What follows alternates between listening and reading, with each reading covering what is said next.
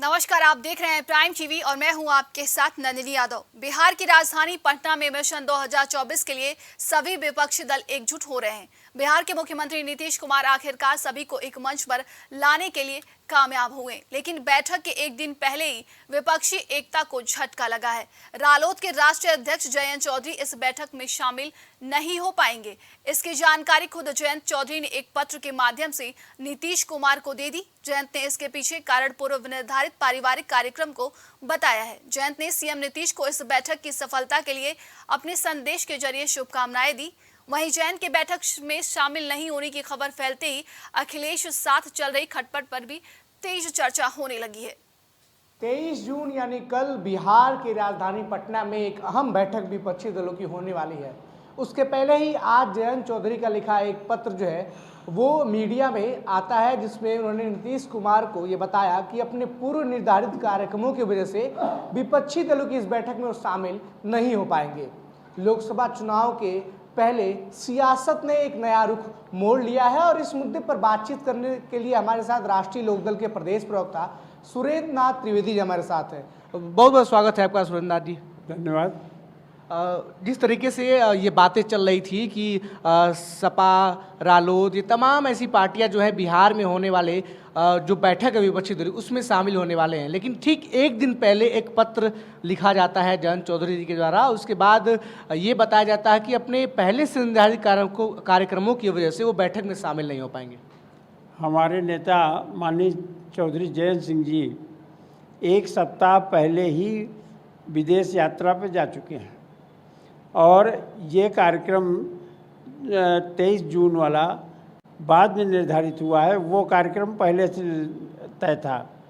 उसी तय कार्यक्रम के तहत वो 23 को नहीं उपस्थित हो पा रहे हैं, लेकिन नीतीश बाबू के साथ और हमारे समस्त विपक्षी दलों के साथ माननीय जयंत चौधरी जी का स्पष्ट रूप से समर्थन है और जो भी निर्णय होगा उसे हमारे राष्ट्रीय अध्यक्ष जी स्वीकार भी करेंगे। और सबसे बड़ी बात यह है कि भारतीय जनता पार्टी को सत्ता से बाहर करने के लिए माननीय जयंत चौधरी जी अपनी मिशन पे हैं और निश्चित रूप से उस मिशन को पूरा करके भारतीय जनता पार्टी को सत्ता से बाहर करेंगे। पहले ये बैठक 5 जून को होने वाली थी, उसके बाद किसी कारणवश जो है ये बैठक 23 जून को चली गई। 23 जून का समय जो है निर्धारित किया गया, तो ऐन एक दिन पहले लेटर लिखना कि बैठक में उपस्थित नहीं हो पाएंगे, कहीं ना कहीं अंदर से बातें चल रही हैं कि जयंत जी अपने गठबंधन से, उत्तर प्रदेश में जहाँ गठबंधन है उनका सपा से, उससे खुश नहीं है और किसी और दल के साथ अपनी कोई अलग राह बना सकते हैं, ऐसी बातें आ रही। देखिए, ऐसा भी केवल कयास लगाए जा रहे हैं। अगर हमारा देखा जाए तो सपा से गठबंधन हमारा तब से है जब 19 में लोकसभा चुनाव के उपचुनाव हुए थे, वहाँ से गठबंधन हमारा चला आ रहा है। तो वो गठबंधन अब तक बरकरार है और आगे भी बरकरार रहेगा। ऐसी कोई बात नहीं है, ना ऐसा कोई कारण है कि जिसमें हमारा गठबंधन कमज़ोर हो रहा हो। माननीय चौधरी जयंत सिंह जी हमारे साथ, हमारे सभी विपक्षी दलों के साथ मिल कर के चल रहे हैं और अगर कोई आदमी कयास लगाता है तो वो कयास गलत है, उसका वो सब बहुत जल्दी सामने आ जाएगा। आपने अभी कहा कि आपके राष्ट्रीय अध्यक्ष विदेश दौरे पे पहले ही चले गए थे, ये कार्यक्रम पहले से निर्धारित था, तो जब 23 जून की जो बैठक होने वाली है सभी विपक्षी दलों की, उसमें रालोद के लिए कौन स्टैंड लेगा, रालोद की बात कौन रखेगा, क्योंकि आपके अध्यक्ष जी तो उपस्थित रहेंगे नहीं। वो दिल्ली से कोई भी हमारा नुमाइंदा जाएगा। अब ये कौन जाएगा ये आज हम तो नहीं बता सकते। माननीय राष्ट्रीय अध्यक्ष जी जिसको नामित करेंगे वो जाएगा और अपनी बात भी रखेगा और साथ ही साथ ये तय है कि हम भारतीय जनता पार्टी को सत्ता से बाहर करने के लिए विपक्षी गठबंधन के साथ हैं। जिस तरीके से रालोद लगातार अपने कार्यक्रम चला रही है, समरसता अभियान अध्यक्ष आपके अध्यक्ष ने चलाया था, उसको देखते हुए पश्चिम में आप अपनी पकड़ को और भी मजबूत कर रहे हैं। चंद्रशेखर रावण आपके साथ जुड़े हुए हैं और चंद्रशेखर रावण का क्रेज जो है वो युवा दलित वोटर्स में ज़्यादा देखा गया है। वहीं अगर बात की जाए तो पश्चिम में भाजपा भी अपनी स्थिति को मजबूत कर रही है। तो क्या कुछ रणनीति है, कितने सीटों पर आप पश्चिम में भारतीय जनता पार्टी को पछाड़ने में लगे हुए हैं या कितनी सीटें रालोद अपने दम पे ला सकती है? मैं समझता हूँ पश्चिम उत्तर प्रदेश में भाजपा को एक भी सीट नहीं मिलेगी। कारण यह है, हमारा समरसता अभियान भाई से भाई को जोड़ने का काम कर रहा है। समरसता का तात्पर्य ही यही है कि चाहे जिससे मिलो समान आनंद की प्राप्ति हो, और भारतीय जनता पार्टी भाई को भाई से अलग करने का काम कर रही है। और पश्चिम उत्तर प्रदेश इसको भली प्रकार समझ चुका है कि भारतीय जनता पार्टी हम लोगों के बीच में दरार उत्पन्न कर रही है और राष्ट्रीय लोकदल हमारे साथ कंधे से कंधा मिला करके काम करना चाह रहा है और हम भी काम करेंगे।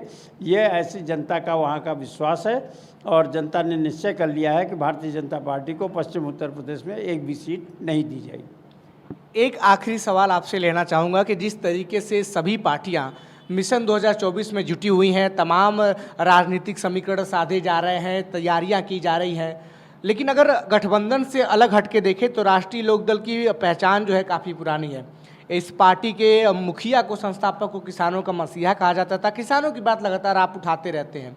अगर देखा जाए तो राष्ट्रीय लोकदल की क्या मांग है कि उत्तर प्रदेश में वो कितनी सीटों पर चुनाव लड़े, और क्या आपके अध्यक्ष मथुरा से चुनाव लड़ सकते हैं लोकसभा के लिए?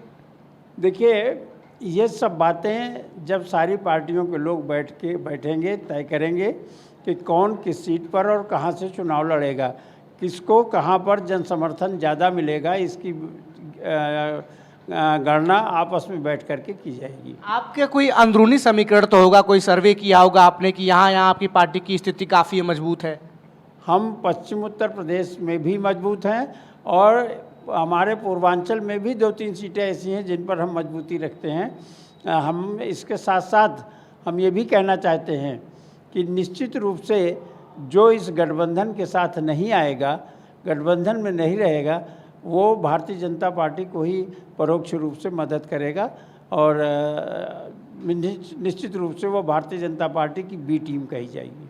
तो क्या जयंत जी आने वाले लोकसभा चुनाव में मथुरा से लड़ सकते हैं? क्यों नहीं यार, पहले मथुरा से सांसद रहे ही हैं और अगर आवश्यकता समझेगा विपक्ष कि जयंत जी को मथुरा से लड़ाया जाए तो मथुरा से लड़ेंगे।